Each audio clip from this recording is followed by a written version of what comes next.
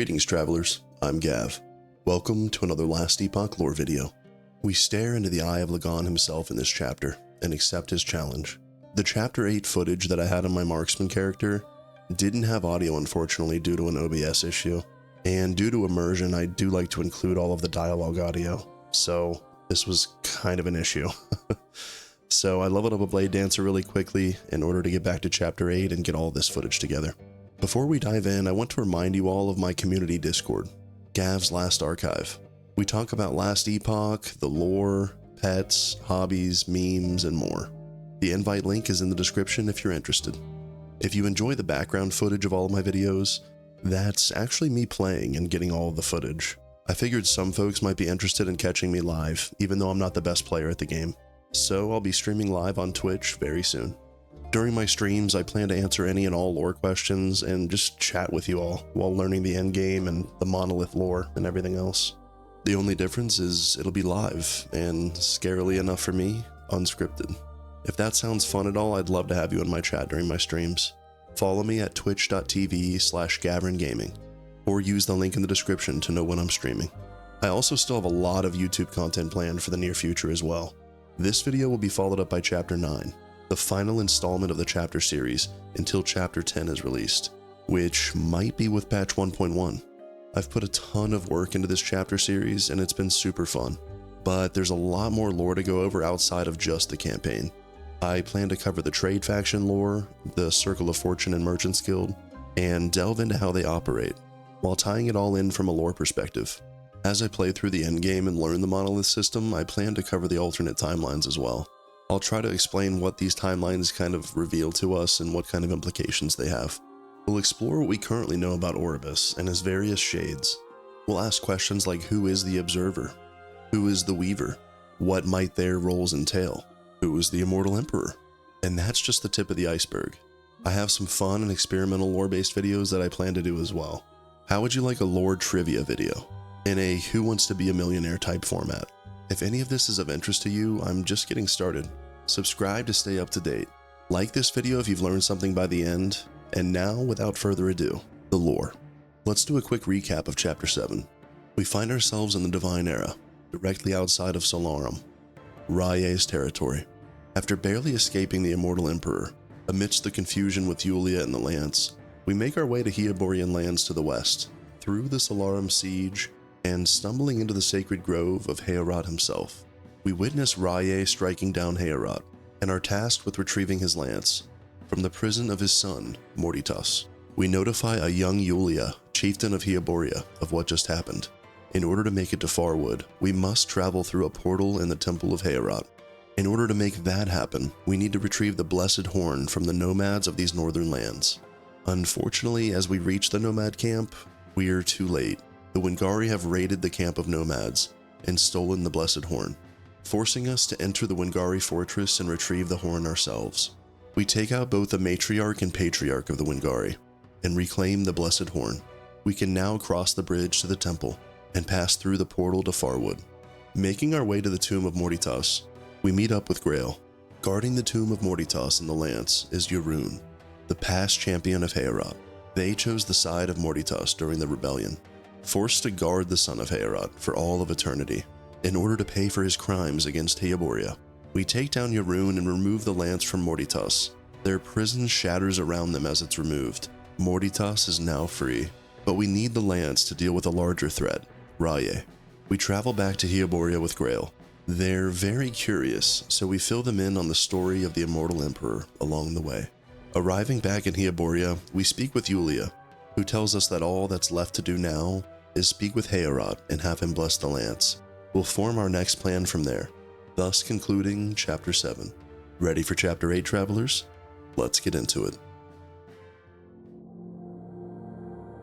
The Solemn Path. We begin down the road west toward Heorot's Grove, through frost malls, spiders, ice elementals, and other creatures. As we travel through the burning forest surrounding us, we pass Solar siege equipment as well. I found nothing of particular interest and nothing hidden here. We enter the next zone. Smoldering Grove. We approach and speak with Grail. I spoke to Heorot. He wanted you to be here while he blessed the lance. We then turn to a fatally wounded Heorot and speak with him. He says, I see you have returned with the lance. Continuing on to say, Now it shall bear my final blessing. But for the lance to work, that we must find Lagon and Majasa to the west and south, to gain their blessings. We ask what kind of blessing. Heorot states that a drop of each of their blood will ignite the power inside of the lance. His blood is already in the lance. Heorot tells us to take it and use it well. His frozen magic swirls around us, as the lance is empowered by Heorot's blessing. With his final breath, a wounded Heorot says, Even the gods cannot observe what fate intends for us. Do not let it bind you. Farewell. He then falls to the ground. His spirit drifts from his body and leaves the material plane of Etera. Flowers with snow-white petals begin to sprout up and fill the grove. We speak with Grail. We have Heorot's blessing. And now he's gone. We must move on. There are other matters, other gods we must tend to. Our only chance to defeat Rye is if we gather their blessings. We tell them that we'll avenge Heorot. You're right. We will. We'll travel west towards the sea. Lagon is there, the god of sea and storms. We ask Grail what they know about Lagon. From what little Heorot's told me, Lagon's as likely to welcome us as he is to drown us. But we should get to the coast. There's a settlement south, Deep Harbor. It has underground rivers that might take us there. Were you close to Heorot? Heorot raised me. My kin died when I was young. Heoborian law dictates I fend for myself. Strong survive and the weak die. And I was weak. Death stalked me. Yet Heorot was always there when I needed him. Made sure I survived long enough to become strong. You've been through so much. Yes. It appears death has stolen from me again. I'll be making a separate video discussing this topic in length, but whether the Immortal Emperor is Grail, Morditas, or some other entity entirely, this singular line made me fairly solid in my theory that Grail becomes the Emperor. Somehow, some way, they become an expert at necrotic magic. That part doesn't make sense to me. But losing his parents at a very young age, and now losing Heorot tragically, the god that practically raised him, the god he owes just about everything to, he's very particular in his choice of words here, regarding being angry with death in particular, that it had stolen from him once again. The Immortal Emperor cursed and defied death too. He offered and gave anyone and everyone the gift of immortality. That immortality, as we all know, came with a great price, through the use of dark and necrotic magics, and the need to extract soul essence from the living in order to sustain the dead. Noting all of this, I then remind you of how curious Grail was about the Immortal Emperor on our journey back to Heoboria in Chapter 7. This is all just food for thought. Again, I'll have a full video and discussion about this on my channel in the coming months, going over every angle and every possible piece of evidence to support all current theories, not just Grail. Pause the video right now and let me know who you think the Immortal Emperor is down in the comments. I'd love to have my community weigh in with their theories. And back to our conversation with Grail. Forgive me. Let's end our conversation there. Let's go, we say. All around the grove encircling Heorot are several Heoborian druids of mourning. We speak with the druid kneeling beside Grail. They're speaking aloud some kind of prayer. Etera, our dormant mother, deliver us away from this tragedy. Breathe new life into our world. Awaken and save us. We have failed you. Your gift has broken throughout your slumber. We beg forgiveness. Please, save it as you have saved us. Etera. We say along with them, ending the prayer. Etera. We waypoint back to Heoboria to begin making our way toward Deep Harbor. The Northern Stream. Our objective is pretty clear, to gain a drop of blood from both Lagon, the god of storms, to the west, as well as Majasa, the goddess of the desert, to the south, in order to empower the Lance of Heorot enough to strike down the tyrannical god of sky and fire, Rye. We decide on Lagon first. In order to gain passage to the west, to reach Lagon, we must pass through Deep Harbor. Following the stream south, we're suddenly ambushed by Ospric's raiders. Rye has forces everywhere. We reach the underground river settlement. Deep Harbor.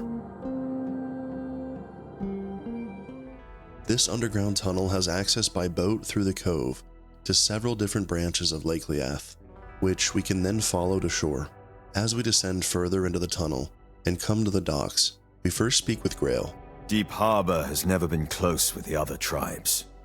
They're merchants and travelers, not warriors. But they're Hyoborian all the same. Rye preys on this. He will pay for the dishonor.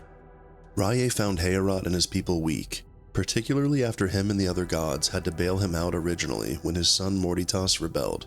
Even then, all those years ago, it took the blood of the four gods to create and empower the Lance of Heorot, the only weapon in existence powerful enough to stop a divine, and in the case of Morditas, a demigod.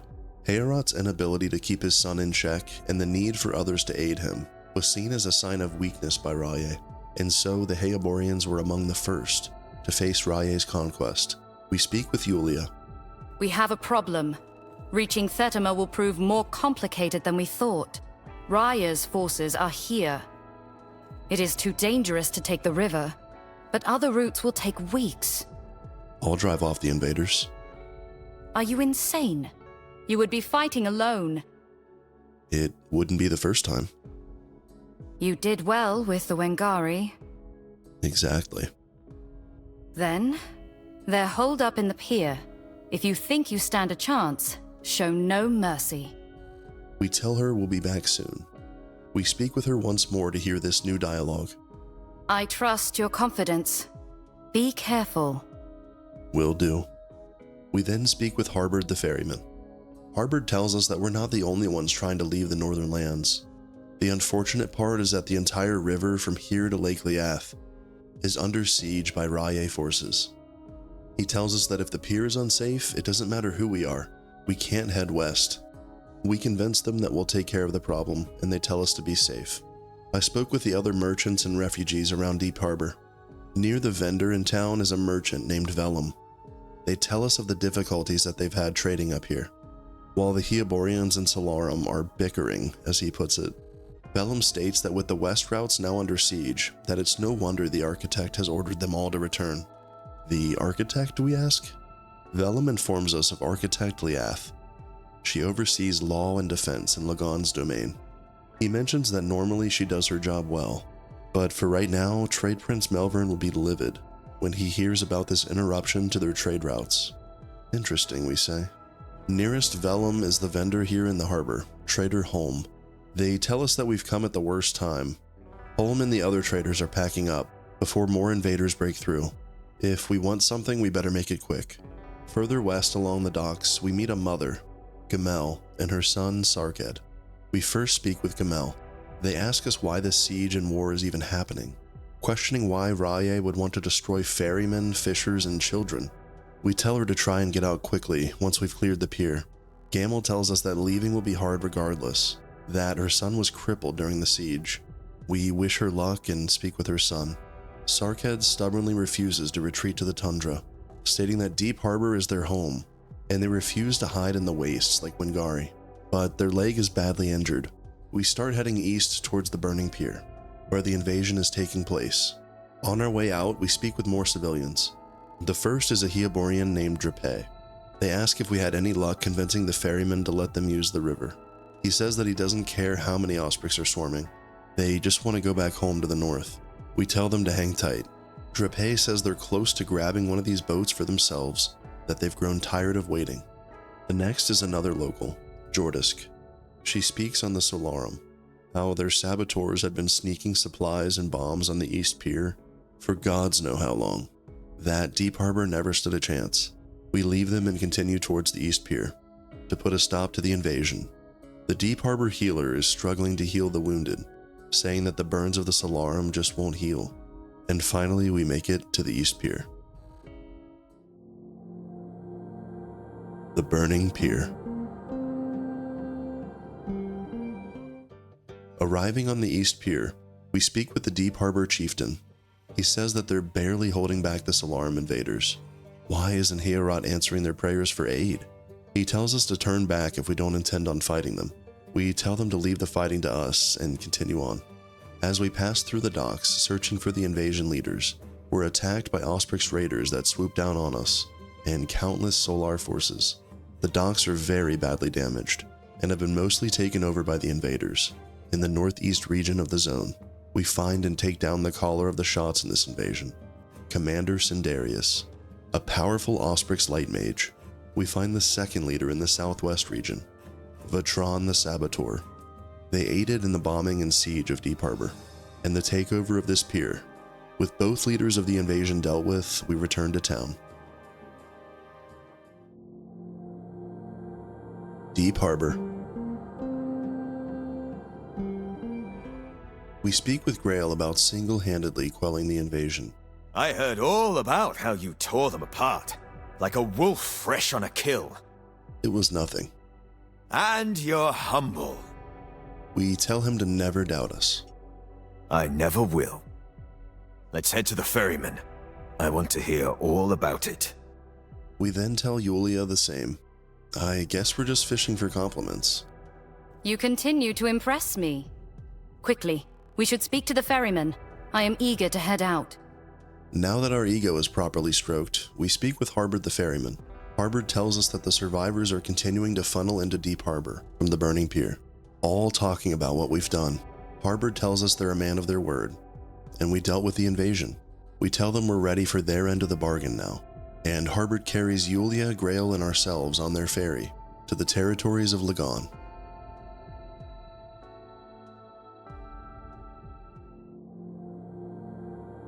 Lake Liath. Upon docking, we speak with Yulia. Grail and I spoke, and it seems wise to separate here. We will reunite in Thetima. We ask if that's the best plan. I'll ensure other towns are evacuated. Grail will investigate rumors of Raya enlisting mercenaries. You should look for Architect Liath in her tower. She may prove a useful ally. Though we heard a bit in Deep Harbor about Architect Liath already, we ask Yulia about her as well. You don't know? She's Lagon's highest servant, gifted with a portion of his power. Liath represents the connection between Lagon and his people. She answers for him, ever since Lagon's grown unpredictable. We check in with Grail regarding his assignment. The lake is evacuated. Which is good, right? It means we won't see more carnage. Then what's wrong, we ask. There were rumors that there were mercenaries not far from here, killing fellow men due to the will of a god. It's not right. Killing for coins. Unbelievable. We continue south through Lake Liath, past shellhounds, golemanders, and lake beetles. To the south is a side zone that I'm sure isn't explored too often. Let's check it out. Etendell. Upon entering, we're given a side quest to search for and destroy one of Raya's siege camps, positioned here within Etendell. There's not much in this zone, but it looks like it was once a town of some kind. However, the buildings and structures are almost completely destroyed. I explored the entirety looking for any secrets or Easter eggs, and came up empty. Far to the west of the zone, we find the siege camp. Solar engineers have constructed some kind of siege golem. We take down the engineers and siege golem before they can do any more damage. Our job here is done. We portal back to the lake. Lake Liath. We continue west along the docks of this small lake settlement, which might look a little familiar to you. That's because this settlement in Lake Liath becomes the Risen Lake Outcast Camp from the Imperial era in Chapter 4. Making our way through countless forces of Raya and hostile inhabitants of the lake, we come to the entrance of the next zone to the northwest. Liath's Road. This zone too is under siege by Raya's forces. We're attacked by Osprix as we enter. Continuing along the road to the west, we come to a massive tower two mechanical constructs, humming with magical energy. They're tower guardians. As we approach, they alert us by saying, "Entry to the Architect's Tower is currently forbidden, due to an attempt at invasion. The Architect wishes for me to apologize for the inconvenience." So this is Liath's tower then. We continue down the road through more ospreys, clearing out Rye's forces. We come to a gate blocking our path. It almost looks like a portal, a swirling maelstrom of energy. Beside the gate are two more of Liath's constructs. Suddenly, Liath appears in front of us and says, "This has gone on long enough! Be gone!" We speak with her. She says, I see you helped clear out the rabble down here. I thank you for your effort. and adds that unfortunately she will still have to abandon her tower. We ask how come. Liath states that the attacks are getting worse. She needs to inform Lagon. We tell her that we also need to speak with Lagon, and she tells us that we can't. Any prayers that we wish to send to Lagon, Liath can relay herself, which will have to wait until this crisis is over. Liath does have a task for us, however. She couldn't recover her records before abandoning the tower. Liath tasks us with retrieving them, and asks us to bring them to her aid in Thetima, if we're up to the task. Before we go, we tell her of Heorot's demise. Liath tells us that that's very troubling, and is all the more reason that she should speak with Lagon immediately. She tells us not to worry, that she'll handle all of this herself. We return to the tower entrance, and this time, we're granted access. Liath's Tower. The tower is beautiful and decorated with Lagonian art. Before ascending, we speak with Liath's servant. Its dialogue reads, "You have gained proper clearance to enter the Architect's Tower. Due to circumstances beyond our control, we are unable to guarantee one's safety. Have a good day." Ignoring their warnings, we head up the tower, fighting through ospreys with each floor that we climb, and finally reaching the top. We face the leader of this invasion, the ospreys Pontifex Aurelius, a very powerful light mage of the ospreys. We take them down and retrieve Liath's records, but not before reading some of them first, of course. It says these books, despite being singed at the edges, appear to be mostly unharmed. We manage to stop the ospreys from stealing them. We peek within the pages. Most of the pages are notes about supplies, nautical charts, and schematics for bizarre constructs. Liath loves to tinker, seemingly. Buried deep within is a section that seems more personal. It reads like a diary entry. Liath says, "I do not know how much longer I can go on. Centuries ago, Lagon saved a fisherwoman, destined for nothing more than to die at the hand of pirates, and gifted her with power. Power to what end? To rule his domain while he sulks down at his temple? To distract and coddle him so his subjects are spared from his tantrums? The people call me Lagon's right hand, but I am no more than a nursemaid for a divine toddler. A toddler that can destroy the lives of every soul on this coast, if I don't fulfill my duty." Liath seems pretty depressed. We retrieve Liath's records and books, and make our way to town. Thetima. We speak with Grail in the center of town.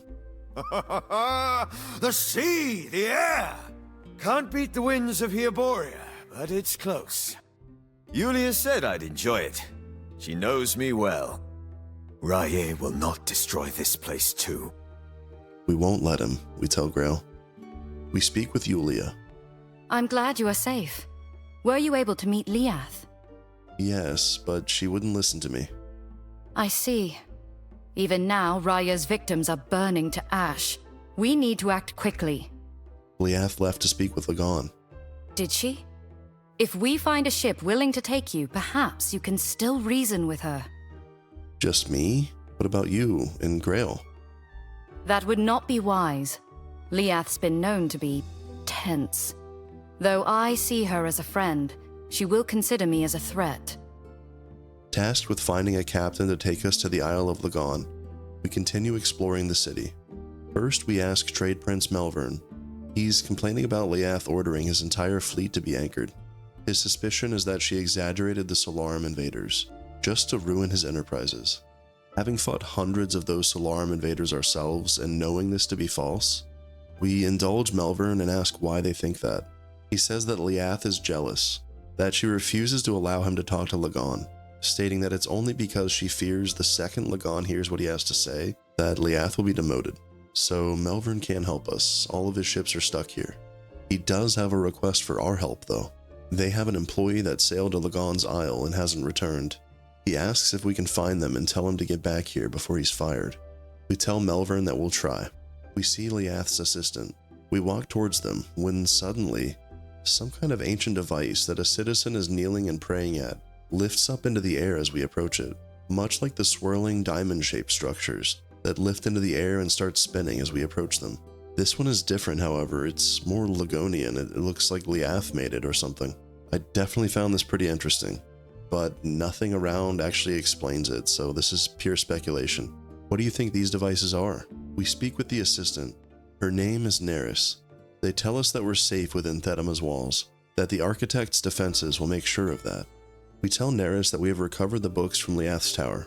They thank us and tell us that they're sure Liath will be thankful as well. Once they return from Lagon's temple, Liath will be able to reward us further. We continue questioning captains, looking for one willing to sail us across the treacherous seas to Lagon's Isle. We speak with Captain Tanavast. She says they aren't the type of captain to surrender to the whims of just anyone, least of all someone with no regard for the safety of their crew or vessel. Tanavast says that she won't be as foolish as Melvern, who's been sending their ships and crew to the Isle despite Lagon's rages, and has been losing said ships and crew. Captain Tanavast apologizes for their harshness earlier, telling us that the seas just aren't safe anymore. Lagon's storms are becoming more violent and more frequent. She says there are talks between the trade princes regarding using Majelkan caravans instead of their ships. We ask if there's anything that we can do, to which she responds that Liath has already consulted with Lagon on this, but that they are growing tired of waiting for results. We continue on to the next potential captain candidate, Baz the Storm Rider.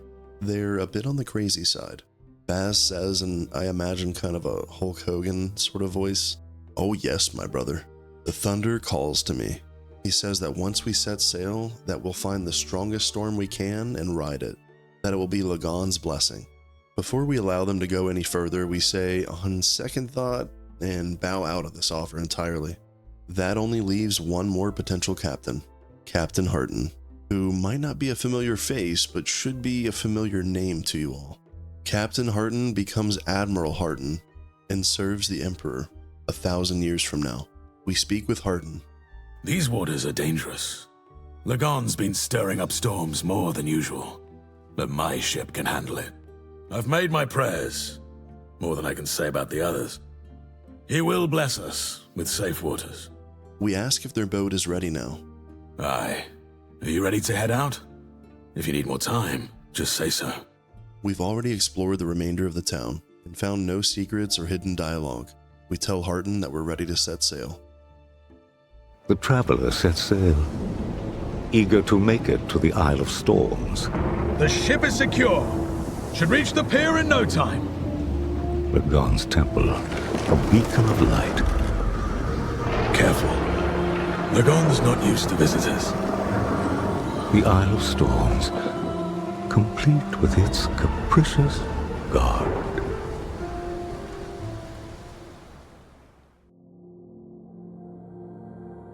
Lagon's Isle. We speak with Harton once we dock. We're here. Just in time. The storm is brewing. You said you were here to speak with Lagon? I don't mean to dampen your sails, but if the architect turned you away, you're wasting your time. Let's hope not. I'll be waiting here. Appreciate if you make it quick. Storm's picking up. Will do. We explore the isle. Here we find native Lagonian creatures, crablings, flare sharks, and shellhounds, as well as a few others, the most notable being the Maruna siren. The Maruna have multiple variants and subvariants, and are the descendants of Lagon.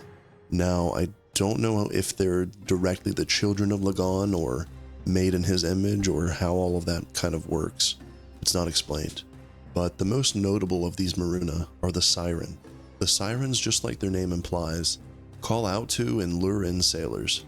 Sailors that have found themselves victims of Lagon's chaotic storms and washed ashore here on his isle are then lured in by the siren's song. The song of the siren puts the sailors in a compliant and submissive state, making them easy prey.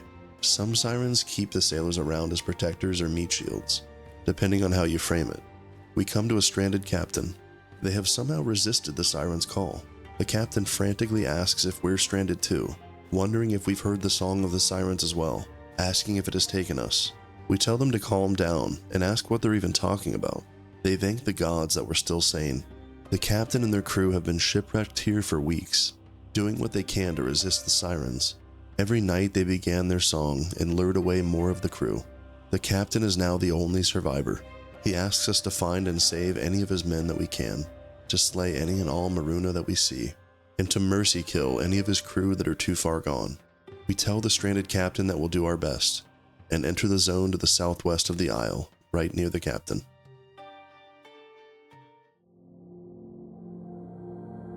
The Strand of Storms.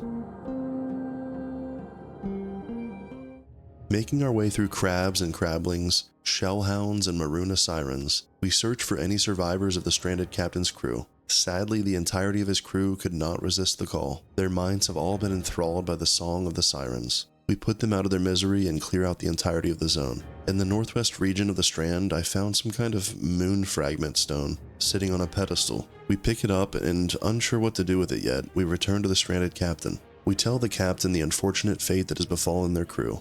He says, "Death is a better fate than being enslaved by those monsters." We tell them that we're sorry for their loss. If you speak with them once more after finishing their quest, he has this dialogue, where he asks, how could Lagon call those sirens his own? How could he let a storm send us to this damned place? Directly questioning the god that he worships. Exploring the remainder of the isle, I found no secrets or hidden lore. As always, let me know down in the comments if you came across something that I may have missed. We continue on to the next zone to the northeast.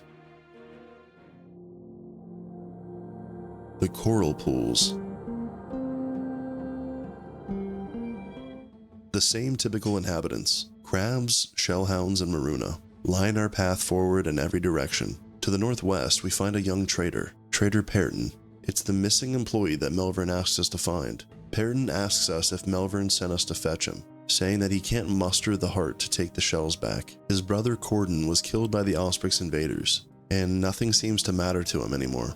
Trader Perton tells us that Corden's favorite meal was scrambled crab eggs. They delight at the thought of that meal right now. We ask if they would consider returning if they could have some of those scrambled eggs. He says that they might feel up to returning after a hearty meal. Perton tells us that the eggs tend to be in piles of crab mucus on the edge of the pools. Kinda gross. We begin gathering the crab eggs, searching the entirety of this zone. Through many crabs and shellhounds, we gather enough eggs for the young trader. Perton excitedly takes them off our hands, saying if only Corden could see these juicy eggs, reflecting on the fact that Corden wouldn't want to see him like this. Scared of being scolded by some arrogant bureaucrat that hasn't been on a trade journey in years. That solves it. I'm not going back, says Perton. We ask what they mean. He tells us that he's not going back to Thetima, that he never really wanted to be a trader in the first place. He wanted to see the world, not sell it.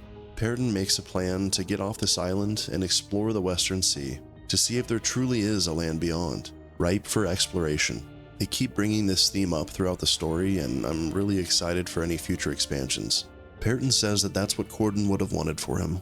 He tells us to take the shells and tell Melvern where he can shove them. We tell Perton that we'll be sure to let Melvern know, and wish them luck in their journeys. On an altar to the east, we find the second moon-shaped shard. I explored the rest of the coral pools, but came up empty. What about you? Did you find anything else cool here? We enter the next zone to the west. Moonlit Shrine. We come to the center of the shrine, but the portal to Lagon's temple is deactivated.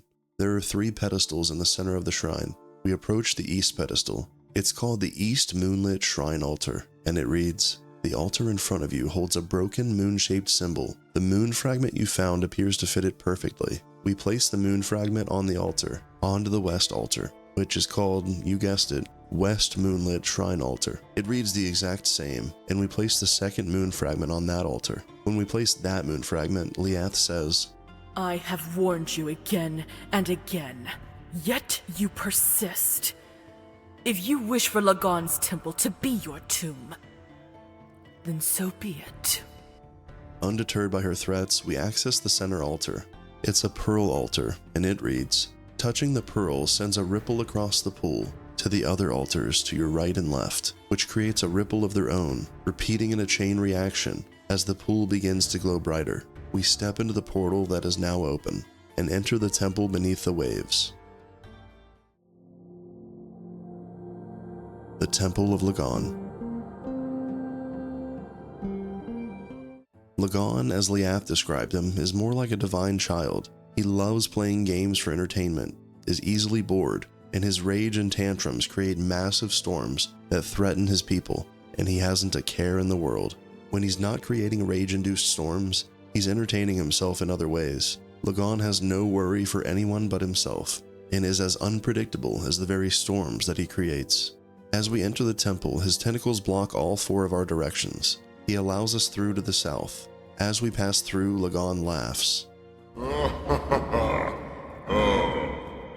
More tentacles sprout up from the ground beneath the floor and begin to attack us.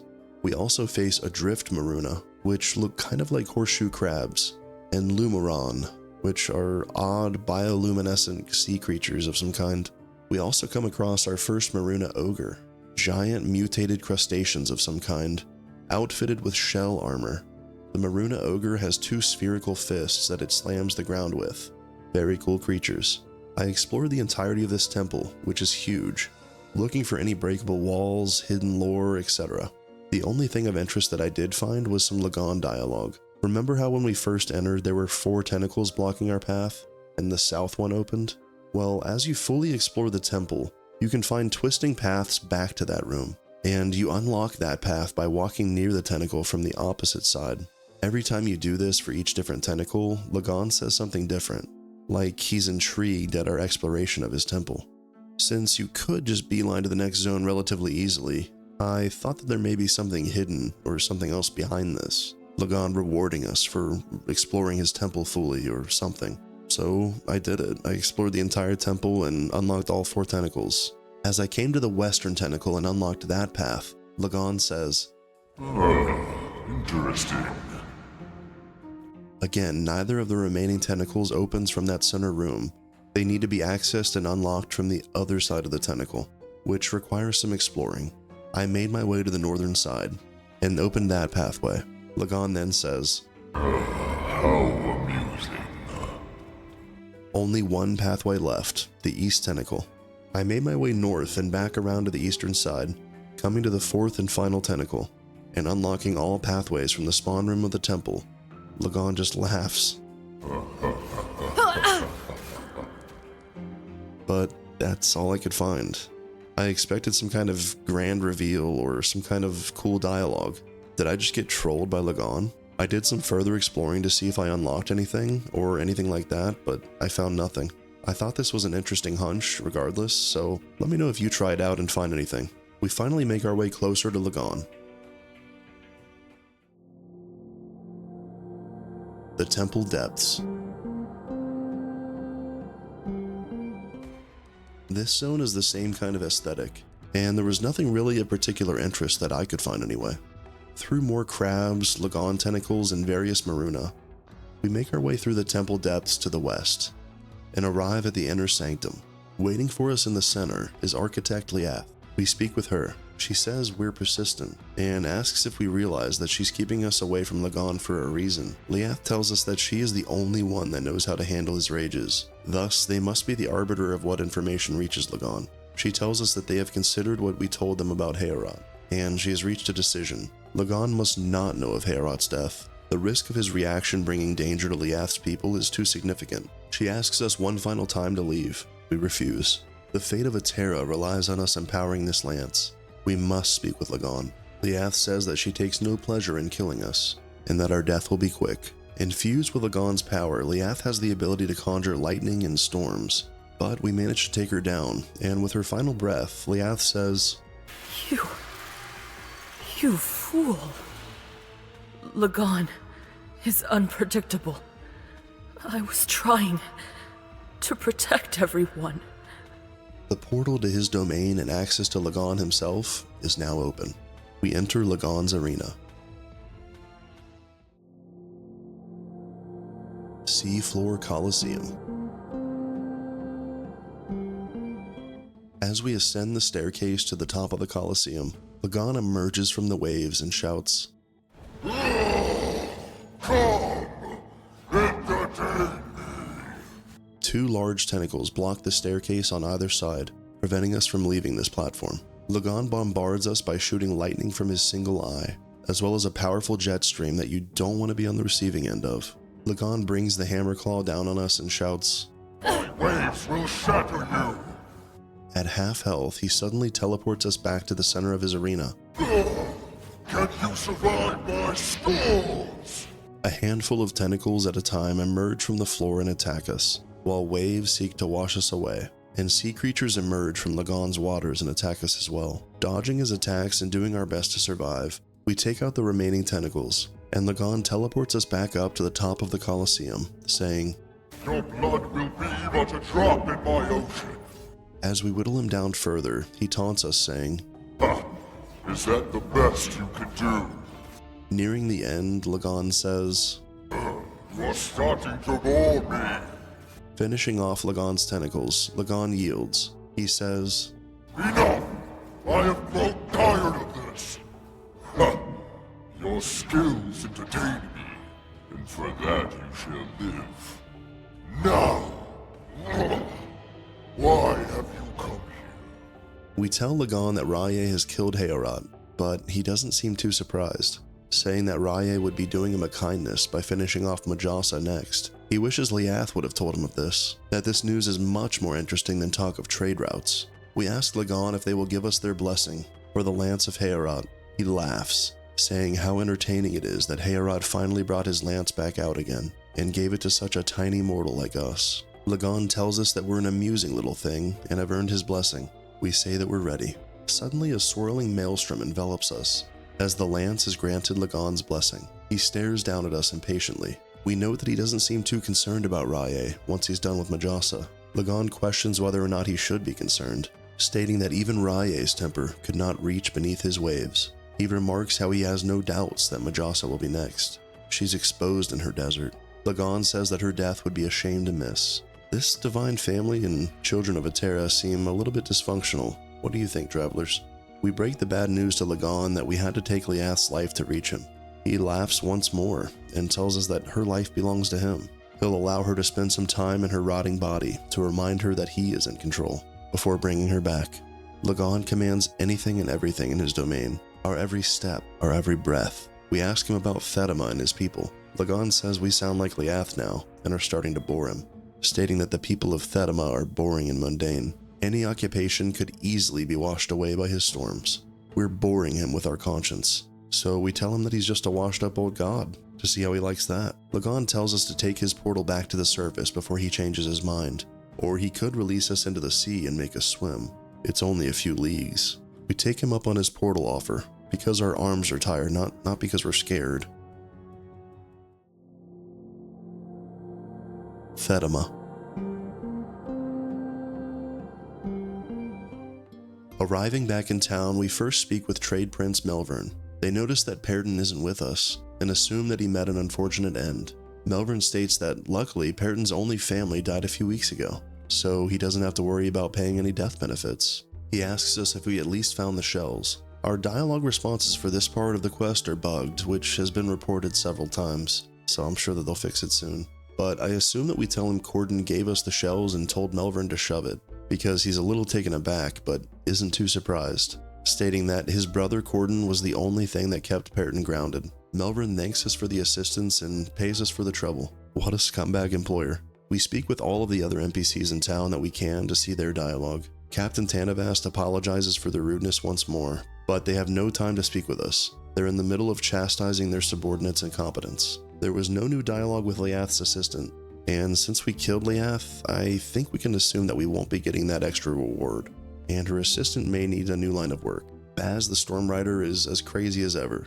They really do live up to their name.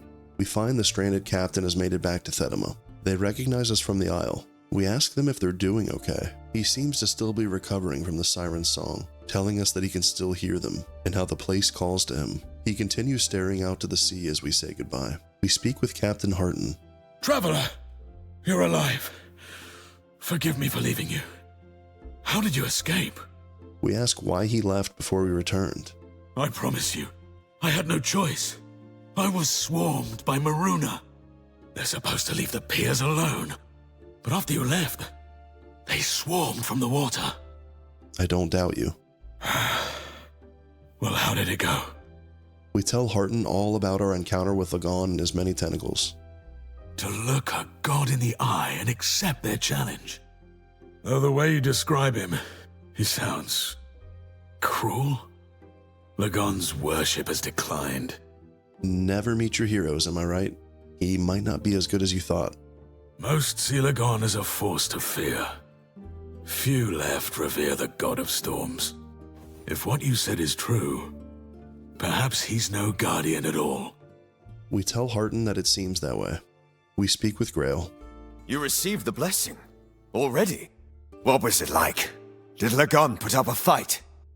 He did, but I won. I wish I was there. Though I've been busy, I got Harton on our side. We're forming an army. According to Harton, towns from all over will be happy to join our cause. We ask if that's wise. Raye's forces grow stronger by the day. This means I won't make it to Majelka. I'll gather our army, while you meet with Majessa. We tell Grail that we'll catch up soon. We'll gaze upon the jeweled city together soon. Stay safe, Grail. Forming an army, very interesting. Where have I seen that before? And with Harton as his right hand, We turn and speak with Yulia. You're back! When Harton returned without you, I grew worried. What happened? We tell her everything about the island, the temple, and Lagon himself. You met Lagon and have his blessing? Oh, thank Etera. I only wish we could have won Liath's support. Did you have to kill her? She didn't give us much choice. Surely there must have been some way to persuade her. Though, Architect Liath is no fool. Next, we must find Majasa. I've spoken with Melvern and convinced him to ferry us to Soreth Ka. It will be a long road to Majelka after, but you are used to walking, right? We tell Yulia that we're ready, and we board Melvern's ship to Soreth Ka, thus concluding Chapter 8. To be continued. Well, what do you think, travelers? We just have Chapter 9 left to cover, until they release Chapters 10, 11, and 12 in future cycles. In Chapter 9, we meet another familiar face, well, familiar name, Zarek, who's ready to learn about Majasa, the Nagasa, and the city of Majelka. We need this final blessing from Majasa, before the Lance is empowered enough to take on Raye. Please like the video if you learned something or just enjoyed yourself, or both. It helps me out a ton. Subscribe if you're excited for more lore content, because I definitely have plenty planned. And don't forget to join my Discord, Gav's Last Archive. Link in the description. I'll see you all very soon in Chapter 9. Farewell, travelers.